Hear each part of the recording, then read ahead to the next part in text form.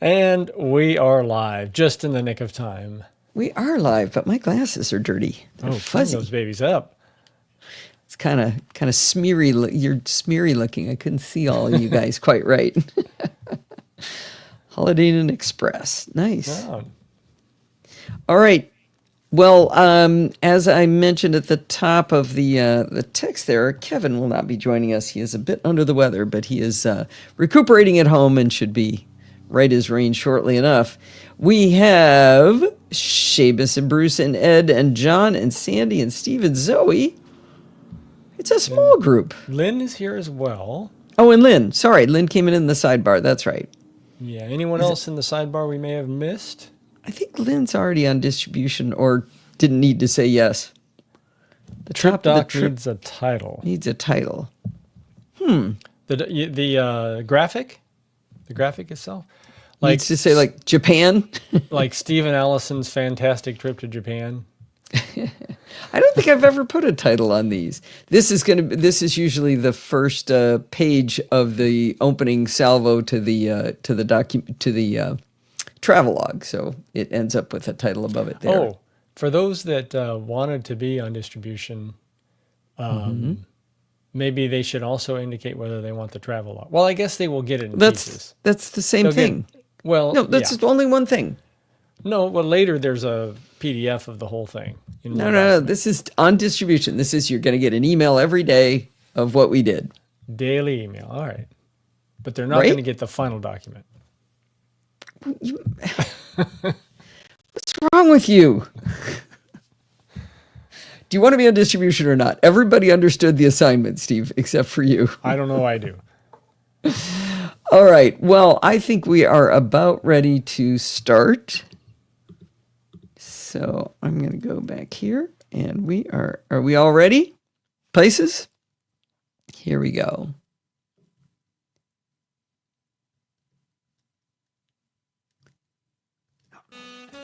Hi, I'm Allison Janney, and you're here with me on What We're Drinking with Dan Dunn. And that's my sexy voice. Boom. Hi, this is Allison Sheridan of the NosillaCast podcast, hosted at podfeet.com, a technology geek podcast with an ever so slight Apple bias. Today is Sunday, April 6, 2025, and this is show number 1039. I hope you enjoyed my little April Fool's joke on the intro. Can you imagine my surprise when I first heard another Allison, even the great and wonderful Allison Janney, use the exact same music I chose all those years ago? I've been holding this one back for about 4 months, hoping to wait for the April Fool's Week to play it. Is that crazy? Yeah, I remember when I first heard that as well. I think, wait a minute. They took heck? Allison's music. Oh, but it is Allison. It's just a different Allison. Yeah, technically it's the it's Apple's it's music. the outro that Yeah, that's right. It's the shorter version. Yeah. So let me see. Was it D? No, that's not it. Shift D. Oh, come on. I was practicing all week on how to do ducking. Command D? Nope. That's not it. Dagnabbit. I taught myself ducking this week. There's a keystroke, and now I can't find it. Is Lynn here? You mean Jill? Jill. I'm sorry, Jill. No, where is Jill? She might know it. She probably does, but I was going to show off. Well, I need to lower this music. Let's see. Let's see how this sounds. Hi, this is Allison Sheridan of the NosillaCast. A little quick on my intro, though. I don't think she's camping. I was talking to her just this afternoon. Maybe she's talking from camping. Jeez, I don't think so. You slide me out just a little bit. Hi, this is Allison Sheridan of the NosillaCast podcast, hosted at podfeet.com, a Technology Geek podcast with an ever so slight Apple bias. Today is Sunday, April 6, 2025, and this is show number 1039. I hope you enjoy. Well, now I need Lindsay to hear this. Lindsay, listen to the intro to the show. Actually, I think this needs to be Can you boost high. that a little? Yeah, I was just going to do that very thing.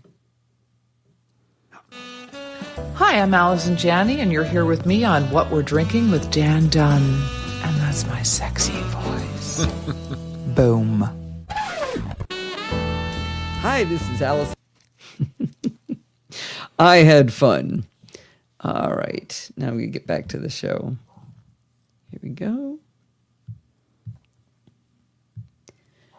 Well, this is our last show before Steve and I jet off for 2 weeks in Japan. Now, don't worry, the A-Team will be setting in to keep the NosillaCast streak alive. When I asked Alistair Jenks, Jill from the North Woods, and Bart Bouchatz which two of them could help out, all three, quote-unquote, volunteered, but in different ways. Alistair said he wouldn't be able to produce the show, but that he'd be able to provide content. He wrote 7 articles and recorded 7 articles. Now, Steve has also been working his editing fingers to the bone to produce 8 videos from CES for the 2 shows, plus the 3 for me this week. Jill will be producing next week's show on April 13th with all of this great content, and Bart will be producing his show on April 20th. And they have both created content for their own shows. Now, they were planning on doing recorded reviews of their own content, and Bart will be producing his show on April 20th. I forgot I wrote that up separately. They were both planning on doing recorded reviews of their own on top of all this content, so they've left 4 of Alistair's reviews for me when I get back. This will be a huge help because nearly as soon as we get back, we'll be going down to Lindsay's to steal back our new puppy Kepler, if they'll let us have him back. Well, with that bit of housekeeping out of the way, remember this also means there will be no live show until Sunday, April 27th. Yeah, isn't that crazy, Lindsay?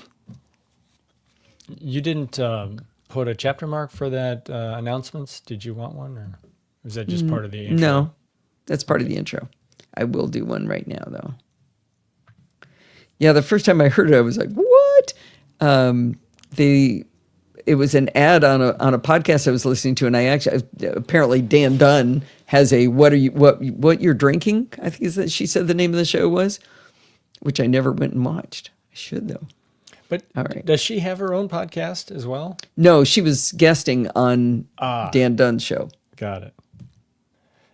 So that that music is associated with Dan Dunn's show, or was it just no? That was just what she chose. Okay, it's a GarageBand jingle. Right.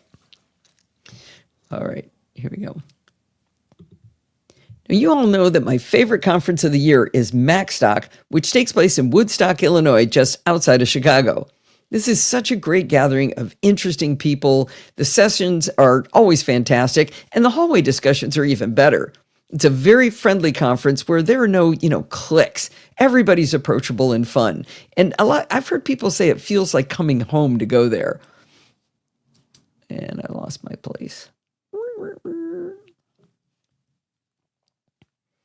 Now, I'm bringing all of this up right now because if you register to attend using the coupon code PODFEET50 in all capital letters, you'll get $50 off the conference fee, and I'll get $25 for you signing up through me. The show is July 11 to 13, and I'll guarantee you'll meet other NosillaCast there too. Head on over to max.conferenceandexpo.com today and come join us. And don't forget the coupon code PODFEET50. Wearing a MacStock t-shirt right now. Cool. Yeah, we have a lot of NosillaCastaways go to the conference. All right. I've noticed the text size of Brian's posts looks a little smaller. Maybe not. I can check it, I guess. Yeah, I'm not in the blog right now. All right, I'm going to do a little intro here. I guess I got to do a little bumper music.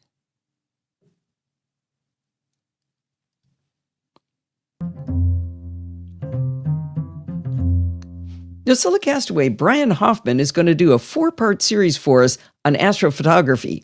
I'm going to play part 1 for you now, and if I were a better person, I would have given Jill part 2 to play on her show.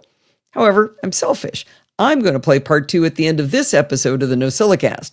That means you'll also have to wait until I get back for parts 3 and 4. Let me hand over the microphone. Alrighty. Oh yeah, that photo is important. There it is. Here we go. At the end of what he talks about, he's going to tell you that's or he wants you to guess what that's a photo of. And don't read Steve's comment before you do it. Let me hand over the microphone. Astrophotography. I love what he named it. He calls it astrophotography by stealth. Over the microphone. Astrophotography by stealth. From looking up at the night sky to hanging a picture on a wall, which takes your breath away. This is part 1. Hello and welcome. I'm Brian Hoffman. Some of you may remember me from the chaotic interview that Allison and I shared about solar energy a while back. Well, today I'm going to catch you up on my adventures in photography, specifically my journey into astrophotography. All right.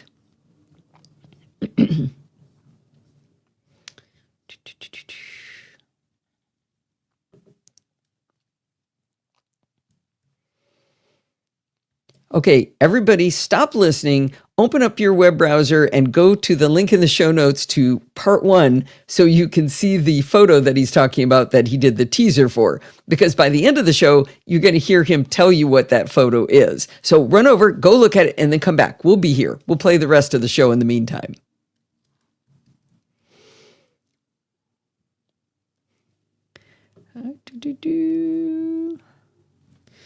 And it's time. It's so silent.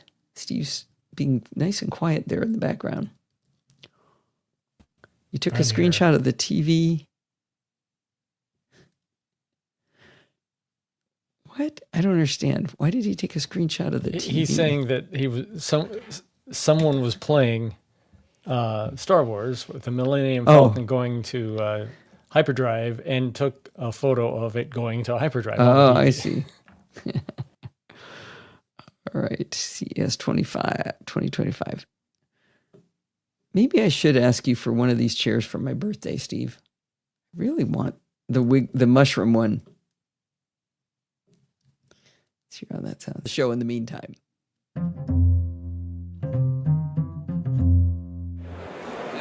I saw these crazy looking chairs here from a company called Top Job, and I'm talking to Violet Chen, who's going to tell us all about it because she's the founder of Top Job. I'm sitting in a chair right now, and I haven't gotten to do the full experience yet.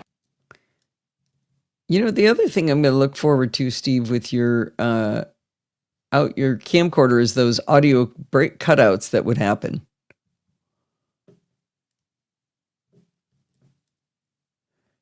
Let's see. Yes. Like that one.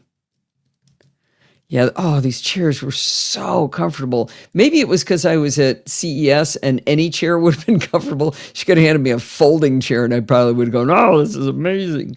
But they're really cool. The little mushroom one is fun. All right. Listen, thank you. Okay. All right. Oh, I get to talk. That's fun. My little whoto. Yes, I looked exactly like that on the chair.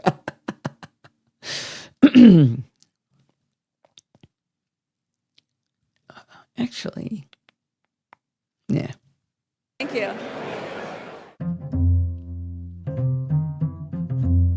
When listener and friend Sandy Foster was going on an extensive trip a year or so ago, she and I got chatting about how to easily charge an Apple Watch while on the go. Slapping an Apple Watch onto a magnetic puck on a table is pretty simple, but if you're on an international flight, for example, plugging the puck into power and keeping the watch stable on the tray table as the cable tries to pull it onto the floor, it's a bit challenging. She found a great solution for her trip, a tiny battery pack with a built-in Apple Watch charging puck. I thought that was a swell solution, but I never bought one for myself. When we were getting ready to go to CES, I saw a deal from one of the big Mac sites for a battery-powered Apple Watch charger, and I thought, man, it's time to pull the trigger. I followed the link, and it looked pretty good, but you know what? It used micro USB for charging. That was a deal killer. I went hunting on Amazon, and I found a battery-based Apple Watch charger that I liked much better. A company called Huoto, that's Huoto, sells a 1200 milliamp hour Apple Watch charger for only $19. It charges over USB-C, and it even comes with a USB-C to USB-A cable. This little battery pack is adorable.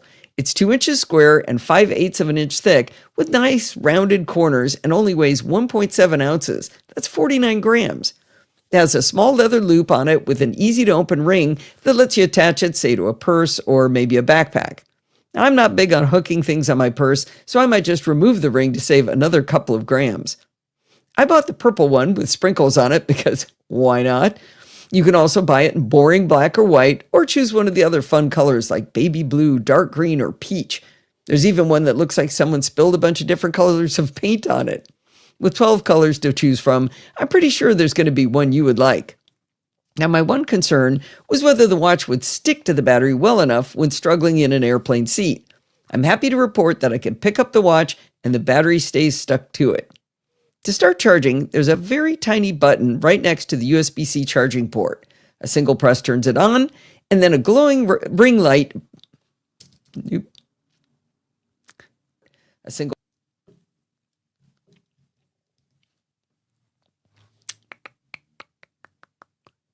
press turns it on, and a glowing ring lights up to show you that it's ready to charge. If your battery's charged to more than 66%, the little ring light will glow green. If it's between 33 and 65%, it'll glow glue. If it's between Grogu. If it's at 33 to 65% charge, the ring will glow blue. If it's down to 32% or lower, the ring will glow red, but of course it's still got a third of its charge left. I think that's pretty fancy for a little $19 charger. If you want to manually turn it off, you can double-click the button, but it'll also turn itself off automatically after a few minutes if no Apple Watch is charging on it. If it's on, that little ring light will stay on while it's charging. Now, the Amazon page for the Huoto wireless Apple Watch charger says it'll charge your Apple Watch 1 to 1.5 times. That sounded great, and I wanted to test it to see if it lived up to its promise. It's challenging and time-consuming to do a perfect experiment, or even a good experiment, but I think the results of my imperfect test are still revealing. I have the 42mm Series 10 Apple Watch, which is the smaller one. I drained it down to 13%, and then I put it on the Huoto charger, which at the time was charged to 100%. In a couple of hours, my watch was fully charged. More importantly, the light only went from green down to blue, so that meant it still had between 33 and 65% of its own charge left. My watch had gained 87% of a charge, but now I found myself wondering how much more charge was left. Rather than spend another day draining my own watch, we decided to use what was left to try to charge Steve's 46mm Series Apple II. Series Apple. Bleh.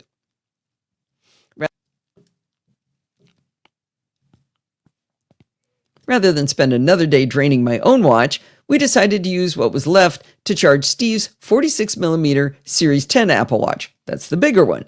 His was at 48% when he started, and the Huoto charged it to 80%. At this point, the Huoto had gone from blue to red, which meant it had somewhere less than 33% left. Now, we suspect that it actually stopped charging not because it was out of battery, but because of the battery-saving option that stops the watch from charging at 80%. I mean, we still had some charge on the Huoto. It wasn't zero because the light was still on. In any case, the Huoto added 32% to his watch and 87% to mine for a total of 119%. I know these are two different battery sizes for the two different watches. They started at different places, they ended at different places, so this is definitely an imperfect experiment. But the test gave me the confidence that I will definitely be able to fully recharge my Apple Watch without issue from this tiny $20, sub-$20 wireless battery charger. With our trip to Japan coming up tomorrow, I'm excited to have this much better solution to charging my watch while on the plane during the red-eye flight, and Steve liked it so much, he decided he needed one too, in boring black. There we go. It's I have pretty. Grogu. What's that? It's pretty. It's black. Everything he gets is black. Sleepy. He can never find anything. He never find anything in his bag because everything is black. Black goes with everything. I have Grogu right there. Can you guys see him? Not sure you can see him. No, he's a little bit. Is he hidden behind my mic? There he is. He's also Right dark. there. He's too dark. I'm sorry. I was wondering why they say between 100 and 101 and 1.5 times it can charge your watch. It may be so they covered their bases, I'll say, with what's the large watch? The big The one? 46 millimeter? No. The more advanced Oh, watch. the Ultra. What's it Thank called? you, Bruce. The Ultra. Thank you. Because that does have a larger battery, and maybe that can handle that once, not 1.5 times. Yeah, that's a good point. It could have been that. Maybe. I'm just trying to figure out. There shouldn't be that much variation. One Just to 1.5. spitball in here.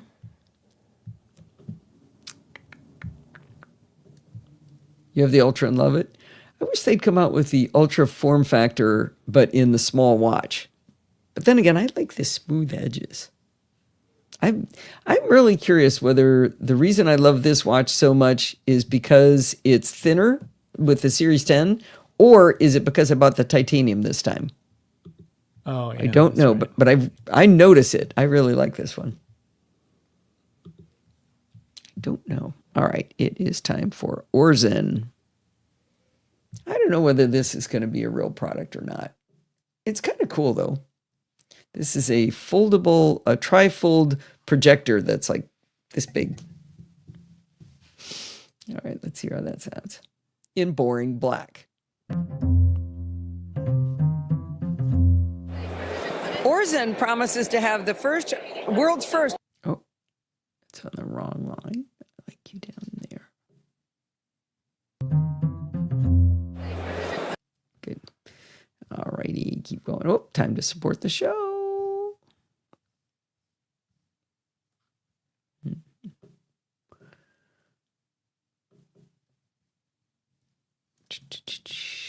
Support the show.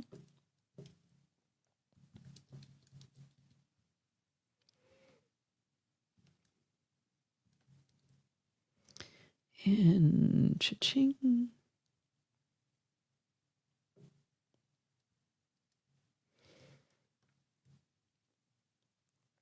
Check it out. Thank you very much. Thank you.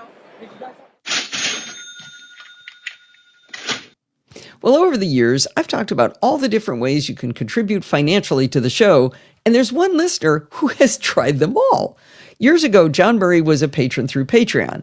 Then a few years back, John explained to me that he decided to use PayPal on a quarterly schedule, so it was just like Patreon, but with bigger lump sums, and he could control it. Then when I came out with the Buy Me a Coffee way to donate using Apple Pay or a credit card, he thought, man, that's even cooler. So he gave it a try. And you know what John did this week? He came back to Patreon and became our newest patron again. You too can be a hero like John by going to podfeet.com/Patreon and showing your support for the work we do here at the Podfeet Podcasts. I was like, I could have sworn that name was familiar. And it's like the guy just keeps coming back. John Murray. Wasn't he your boss many years ago? John Murphy was. Oh, Murphy. That's it. Yeah. I'm going to do one thing here.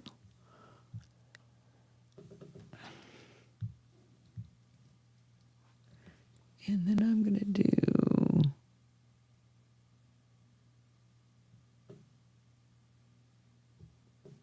Let's see. Podfeet.com/donate. Just in case anybody looks for any of those links. All right. This is going to be a long one now. Buckle up. Oh, wait. No, I got to stay here. We have a lot more to do yet. Boy, I thought this was going to be a short show. Doesn't look like it. And you don't have Bart in any of this. No, I didn't have any Bart. No Bart. Bartless. Yep. 12 hidden applications on your Mac you probably don't need to know about. You're really selling it. Yeah. Does anybody out here, does anybody know who Dr. Drang is? He gave me a great compliment on this. He said, "This is just the kind of post you're really good at." Things that people don't need to know about? Yeah, maybe.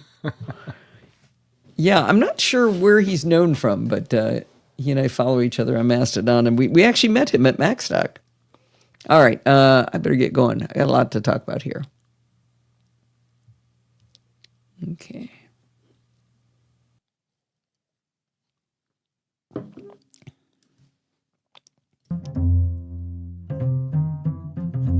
Did you know that there are 12 built-in macOS applications that are not in your normal applications folder? Some of these are quite arcane and really should be hidden from us so we don't worry our pretty little heads about them.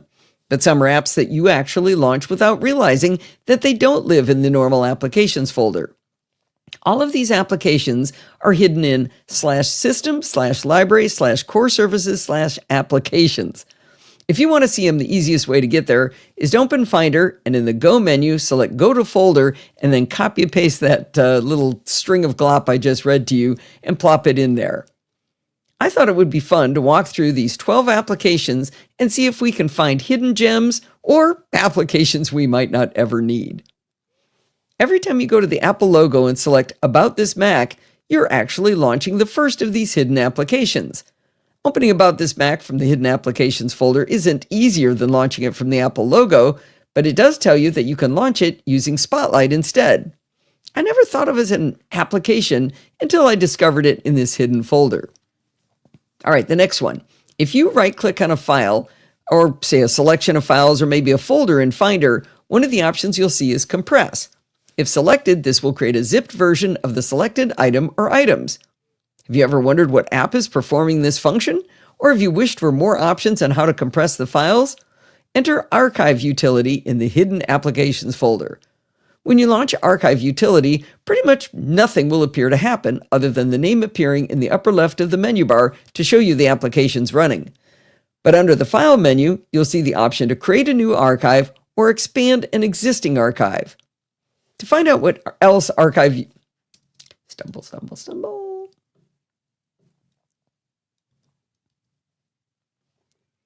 To find out what else Archive Utility can do, open Settings for the app. You can change where expanded files and archives get saved and modify what to do with the archive after you expand it, including leaving it alone, tossing it in the trash, or moving it somewhere else. By default, the archive format is a compressed archive, which creates a .cgzp archive. That's hard to say. Anyway, that's a zipped version of a regular archive in .cpio format. You can also choose a zip archive, Apple Archive, or Apple Encrypted Archive. One oddity I discovered is that if you create a compressed archive using Archive Utility, and then you go to File, Expand Archive, Archive Utility will not recognize the file type .cgpz, even though it literally just created it. It's not a problem, though, because a simple double-click on the compressed archive will cause Archive Utility to expand it. You can also right-click on the .cgpz archive and choose Open with Archive Utility, and it will also expand. I have no idea why it can't do it from the menu. You know, there are third-party tools to create and expand archives, but it's good to know you've already got one built into the macOS system. Now, you probably know that with recent versions of macOS and iOS, you can use your iPhone as a webcam for your camera. Not for your camera, for your Mac. I said it wrong.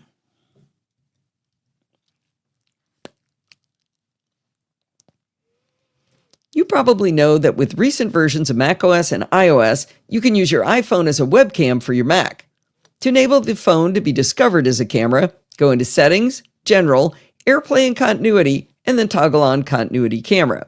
By the way, I'd ask Claude AI where Apple hid that toggle in System Settings because Find and Search doesn't work in System Settings. Anyway, that's another story.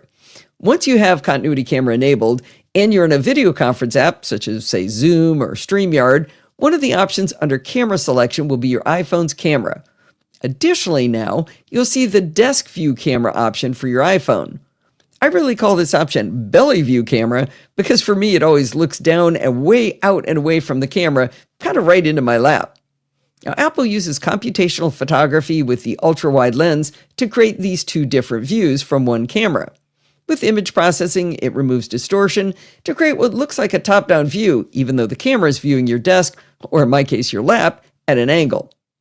In this hidden applications folder we've been talking about, you can find the standalone application called Desk View.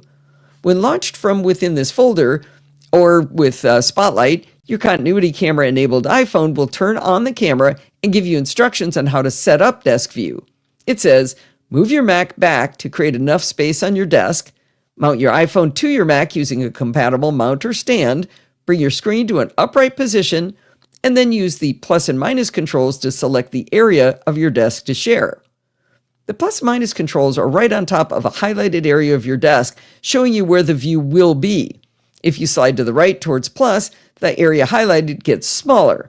That might sound counterintuitive, but plus means you're going to be zooming into that area. If you go towards the left or minus side, the area gets bigger, so it will be zoomed out. Once you set things up per the instructions, there's a button to start Desk View. Because this is a standalone app, you could run Desk View without needing to be on a video conference call. Maybe you wanted to record something for a screencast, and it would be helpful to be standalone like this. If you start the Desk View camera from within your video app, I don't think you get these instructions, nor the ability to change the size of the area covered by Desk View. That might make this standalone app worth remembering that it's available to you from Spotlight, or remembering that arcane path to the hidden applications folder. Next in the lineup is Directory Utility, and the best description I can give it of I seem to stumble on the new ones.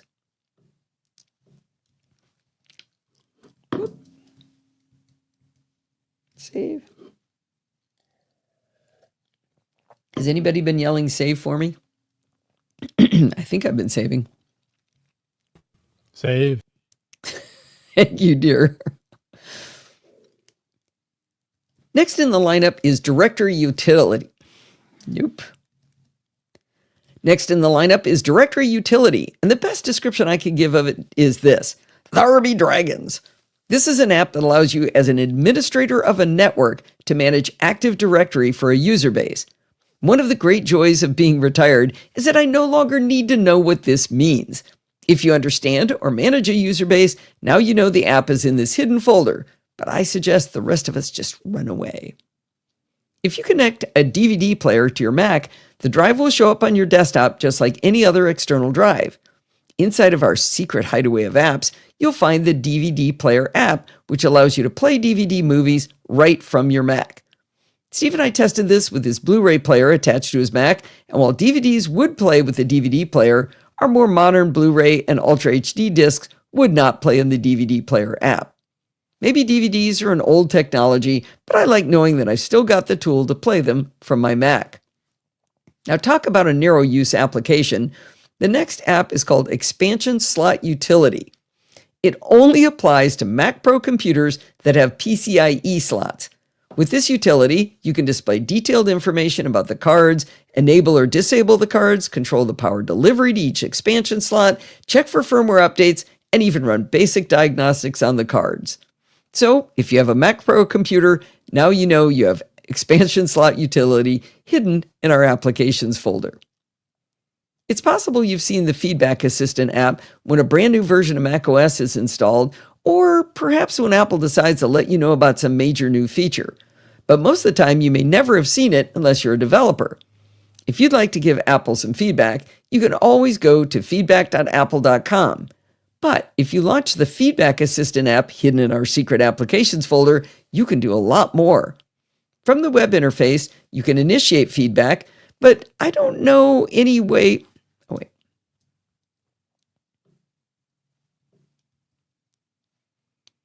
From the web interface I mentioned, you can initiate feedback, but I don't know any way to look back at past feedback to check the status.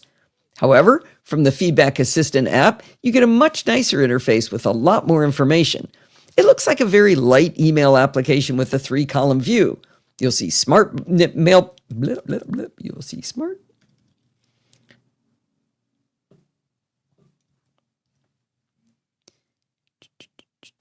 You'll see smart mailboxes for recent activity, requests, all, and news, and another section for Feedback Assistant with an inbox, draft, and submitted section. I looked back at my submitted items and I found where in September of 2020, I suggested that hiding the proxy icon by default in Finder windows was a step backwards in usability. One of the things that gets feedback noticed by Apple is if a lot of people have reported the same thing.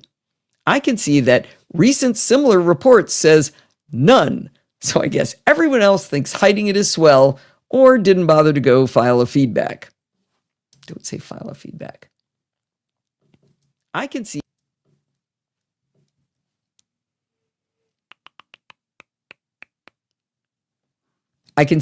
that recent similar reports says none. So I guess everyone else thinks hiding it is swell or didn't care to file feedback. I can also see that the resolution is still open. It's only been 4 years since they hid the proxy icon, so, I'm still hopeful that they're going to resolve this. More importantly, though, from Feedback Assistant, you can initiate new feedback. Please do not call it a feedback. That just makes me crazy. You get a very pretty interface, highlighted in purple for me and Sandy, that steps you through the product or service you'd like to see improved. Once you choose a technology, it'll open a new window with appropriate questions based on that technology. With macOS, for example, it asks for basic information and a description, and then starts gathering a sysdiagnose file and a system information report from your Mac. This saves you from having to say, I'm on macOS Sequoia 13.4 on a 14-inch MacBook Pro M3 Max with 64 gigabytes of RAM. It's going to get all that information in the sysdiagnose. You can also even add other attachments, such as screenshots, to make sure you're clear in communicating the problem you found. If nothing else blows your dress up from the Hidden Applications folder, I bet Feedback Assistant will come in handy someday. I found, Steve A. Sense. Oh, look for where I said didn't care to file feedback. It says dot parentheses dot. And actually, you could just do a Command F on that. Yeah, I saw Thank that. you. Please Which dot do save you me. want to get rid of? I don't know. I think properly Ask Sandy. it's supposed to stay inside the parentheses. I think it not is. outside the parentheses. Right, Sandy? It's ending never of too a early to start. Ending of a sentence that has a parentheses should have the period on the inside, the interior. Oh, here. Let me paste it in for her. Which period do we keep? That's actually a failure of macOS. Because what's happening is I'm putting the period in, then the parenthesis, and then I hit space, which is putting in a period. Yeah. Not my fault. Sandy's thinking about this one. She's working on it. It's never too early to start saving. Logical. Okay. Which one's logical? To Probably me, it looks inside better in that on the case. outside, but Oh, the outside? it looks better. But I've heard grammatically, if you're ending a sentence that is within the parentheses, Well, and it's part of it. part You know of what, Steve? Get rid of whichever one you want. All right. Too much on this, huh? Yeah. I'm a huge fan of Hazel from Noozlesoft. I'm a huge fan of Hazel from Noodlesoft, which watches specified folders and takes action on items within them based on your instructions. For example, I use it to move my podcast files over to my Synology after 2 weeks so that my internal drive stays lean and mean. But did you know that macOS includes an app that does essentially the same thing? It's called Folder Action Setup, and you know where it is? It's hidden along with the rest of the tools we've been talking about. When you launch Folder Action Setup, you'll see 2 columns. On the left, you define the folder on which you want the action taken, and in the right column, you define the script to run the action. You also have a checkbox to enable folder actions, which is unchecked by default, so you can kind of do some experiments and then enable the folder actions. You start by using the plus button to add a folder to be watched. As soon as you choose a folder, you'll immediately be prompted to choose a script to attach. You'll be shown a list of example scripts that have been pre-created with the built-in Script Editor app. By the way, Script Editor can't be found in your normal applications folder, but it's buried one level deeper in applications/utilities. Script Editor is where you write AppleScript. The included Apple scripts are mostly designed to do things to images, such as flipping them horizontally or vertically, duplicating them as a different file format, or rotating the images. But you aren't restricted to this handful of Apple scripts. You can create your own using Script Editor, and if you save them in your home library /script/folder action scripts, they will immediately be available to you in folder action setup. If that directory doesn't exist inside your home library, simply create it and save your Apple scripts to that directory. Once you add your Apple scripts to that directory, when you choose a folder to watch with folder action setup, you'll see your newly created script ready to be attached along with the other example scripts. Now, I'm not a competent Apple script writer, but I asked Claude to create one for me to prepend the date added to any files added to a specific folder. I was very specific in telling it that it would be part of the folder action setup tool, and when I tested it, it worked. I was curious whether I would have to use Apple script to use That sentence is going to be clumsy, but let's see where I can go with it. I was curious whether I could only use Apple script to use folder action setup. So I asked Claude, could I use a shell script instead? My little friend Claude helpfully explained that while you can use shell scripts, they have to be wrapped in an Apple script to make them work with folder action setup. It rewrote the script for me, embedding a shell script wrapped in an Apple script, and that also worked. While AppleScript is an older technology and no longer well supported since Apple fired Sal Soghoian, it seems to keep on chugging as a valid. Okay, I'm just messing up a lot of. It rewrote the script for me, embedding a shell script. While clumsy. While AppleScript is an older technology and no longer well supported since Apple fired Sal Soghoian, it seems to keep on chugging along as a viable automation tool on the Mac. If you like AppleScript and don't want to pay Paul Kim for the much more capable and flexible Hazel app, you've got another option in this odd hidden applications folder. Now, there's one app in the hidden applications folder that is most likely not to be of any use to you at all, and it's called iOS App Installer. Back in the day, you used to be able to plug your iPhone into your Mac and from Finder install apps directly onto the phone. A use case would be reinstalling apps that were no longer available in the App Store, but you had bought them earlier. iOS App Installer was the app that would perform this function. In modern use, the iOS App Installer application doesn't appear to do anything at all if you double-click it, and Finder no longer gives you an app tab when looking at a connected phone. This odd little vestige of the past may be useful to developers, but I'm not even certain of that. Before Apple came out with its own passwords app, we used to have to deal with the arcane Keychain Access app.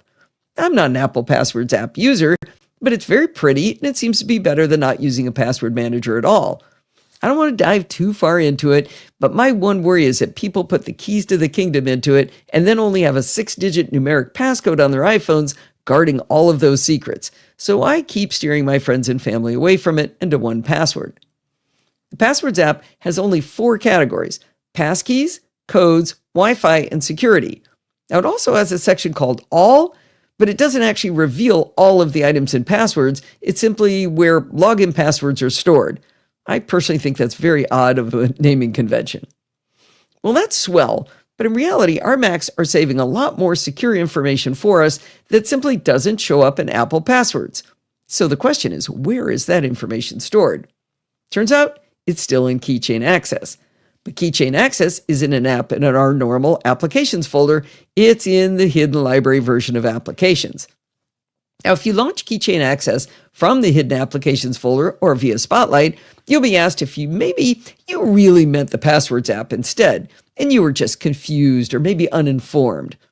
Well, the default in the pop-up is to open Passwords, but you can override that and open Keychain Access. You might be wondering, what kind of secure items still live in Keychain Access? You know how you can remotely log into other Macs or network-attached storage devices right from the Finder?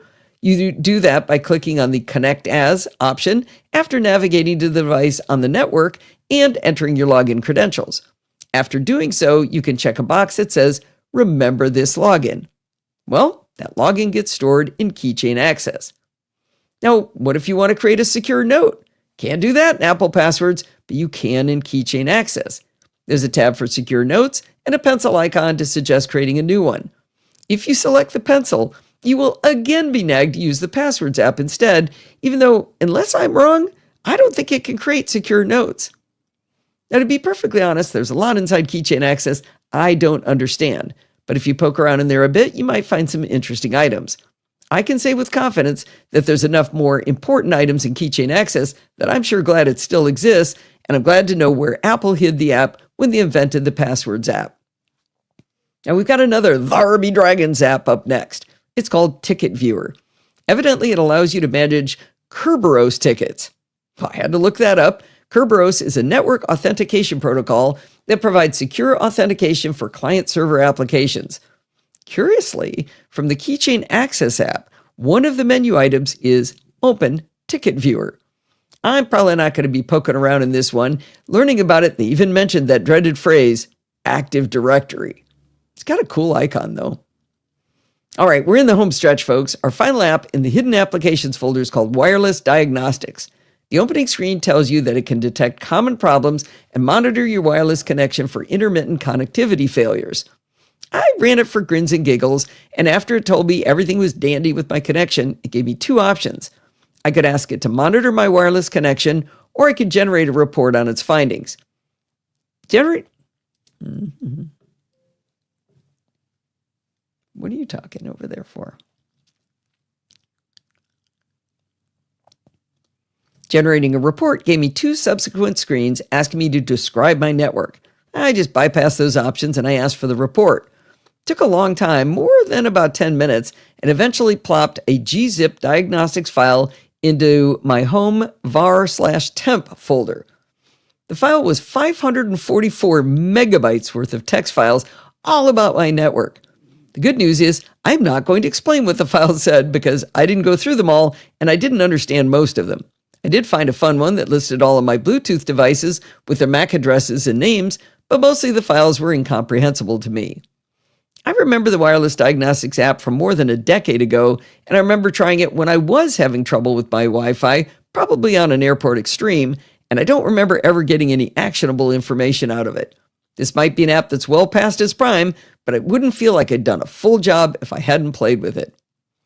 All right, bottom line is, when I started on this journey, I suspected that nothing in this list of secret hidden apps would be life-changing. But maybe there would be a nugget or two in there that would be of interest. It's still interesting to me that Apple maintains this buried directory in a place you would never think to go looking, but it still lets you run all of these older apps. Do you think maybe that's where Apple lets these apps, it's like a graveyard where they let them go to die? Oh, Sandy's saying Maybe. you need a save. Need save. Actually, All I right. think Rico is saying it. Yep. Oh, I need a chapter mark too. Yeah. All right, I think we're in the home stretch. I think it's time for Brian. No, geez. No, it's not. I still have Jackery. Yeah. All right. I thought, okay, my math said I would have a 42-minute show. I'm at 42 minutes now. That was before the second Brian, so I did do some blathering up front. That's probably why. All right. And then some Jackery. Jackery's cool. That's a good interview. Let's see. These older apps. Oop, a little too slow. Many years ago, I bought a Jackery battery. All right. And I was all the rage at MacStock. Okay, I don't think I need to do another intro for Brian because he's going to introduce himself. I cannot believe this guy. I asked him, he was posting these photos that he's taking, these astrophotography photos, and I said, do you want to do something for the podcast? And he wanted to do an interview conversation with me, but I was like, I don't have that kind of time. And so I suggested he write it up and he record himself. And he's, oh, holy cow. Hindenburg Pro quit unexpectedly. Well, good thing Sandy asked you to do that save. It certainly is. All right. Huh. It got me right after the Jackery, so Remember to add it back in too. Yeah. I'm looking for you. Where are you? Don't switch. Settings. Nope, not settings. Present. Share screen. Window. Hindenburg. Share. How's that? Yeah, I think we got it back. Oh, I'm telling Kevin that you said Sandy's cuter. You'd probably agree. There's that. All right. Copy link, paste. Okay, I'm going to keep saving. And now we can do the bumper. And then Brian, part 2. Oh, so I was saying before it inauspiciously disappeared on me, he'd never made a recording before. And he said, what app should I use? And I said, how about Audacity? And he said, okay, where do I get it? And I told him, and he learned the tool and made the recordings. It's been amazing. Okay, let's hear how this sounds. Time with us today. Thank you. Astrophotography by stealth. From looking up at the night sky to hanging a picture on the wall, which will take your breath away. In the first episode, I left you with a picture. I called it, What the Heck Is It? Well, it was a picture of Andromeda, which I took learning how to use the zoom on my then new 100 to 500 millimeter lens. What I did was to open the shutter and then slowly adjust the zoom from 500 to 100 millimeters over 30 seconds. The last 10 seconds or so was captured at 100 millimeters. To me, it looks like a jump into hyperspace. However, in reality, the light would have been blue shifted. But hey, it looks cool. Hope you liked it. Hello and welcome back. I'm Brian Hoffman, and this is part 2 of my adventures into astrophotography. Yeah, he's got a great voice. I mean, he even edited this particular one. He made a mistake in the text and in the audio, and I told him, go back and edit it out. And he did. And you cannot hear the edit point. It's really extraordinary. All right.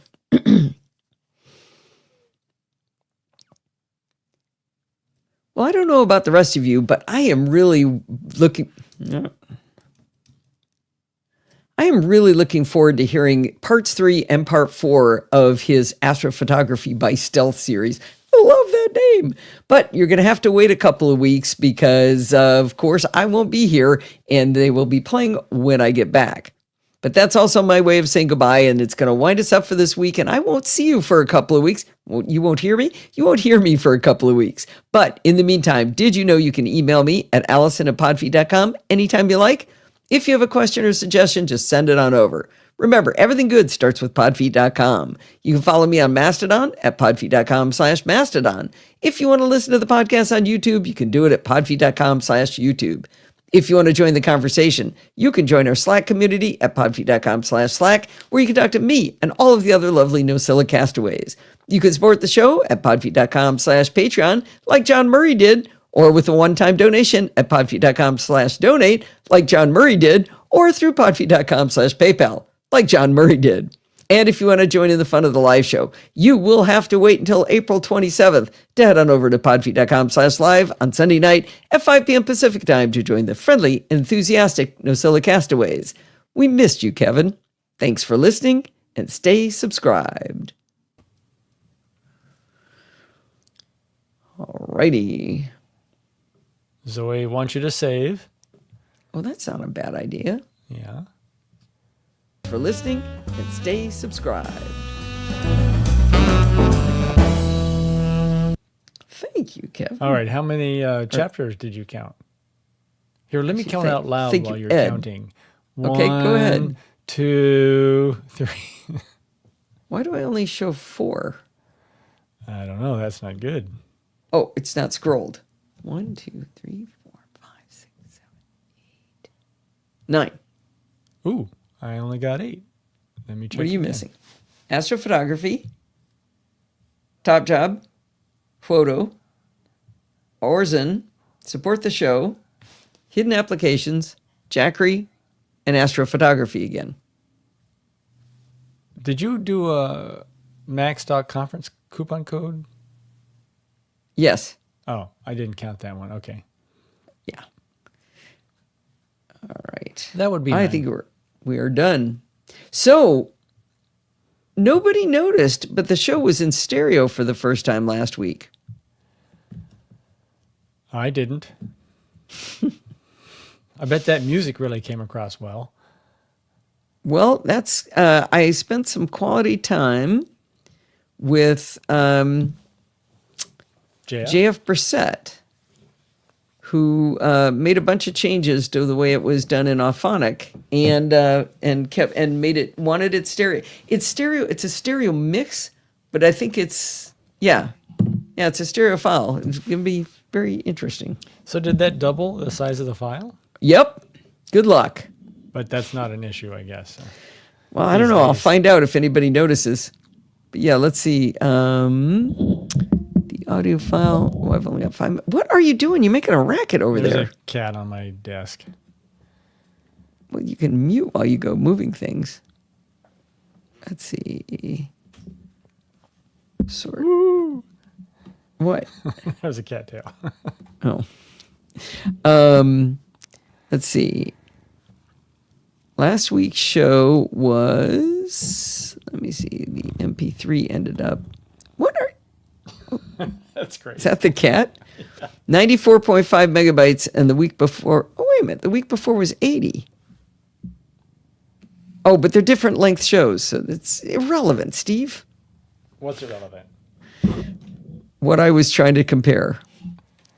Where did the sort option I wasn't go? even. I just tuned you out.